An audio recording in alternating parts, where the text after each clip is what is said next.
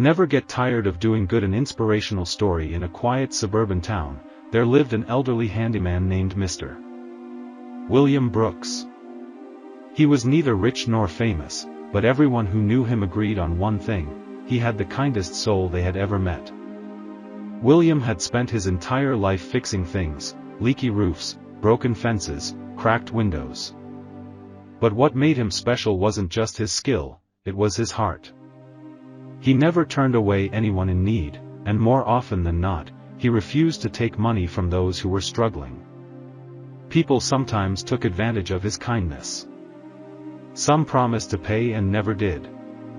Others offered him far less than his work was worth. Yet, William never complained. He used to say, "I don't do good for the reward. I do it because someone needs it. That's enough for me." One cold and rainy evening, William was walking home when he saw a woman and her young son sitting near an abandoned bus stop. They were soaked and shivering. The boy looked no older than 7. "Are you two okay?" William asked gently.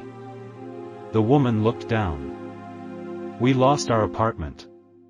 I didn't know where else to go." Without a second thought, William took off his jacket and wrapped it around the child. "My house is small, but it's warm," he said. "Come on, you can stay with me for the night." The woman's name was Emily, and her son was James. William let them stay in his guest room for several weeks. He cooked for them, helped James enroll in school, and even fixed up an old bike so the boy could ride around the neighborhood. Eventually, Emily found a job, saved up some money, and moved into a small apartment. When they were leaving, tears filled her eyes. "You saved us," she said.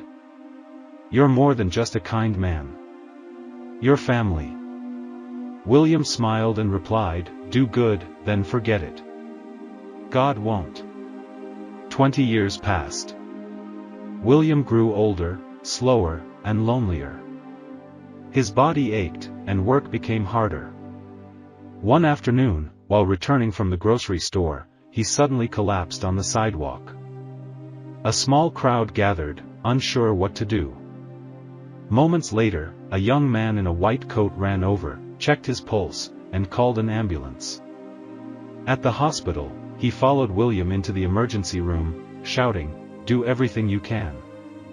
This man saved my life once." That young man was Dr. James Carter, Emily's son. After surgery, William slowly opened his eyes. At his bedside stood James and Emily. James held his hand and said, "Mr. Brooks, I never forgot you. I became a doctor because of you. You gave us hope when we had nothing. Now it's my turn to take care of you." William was speechless.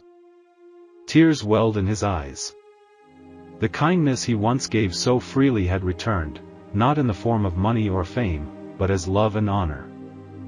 A month later, William had recovered.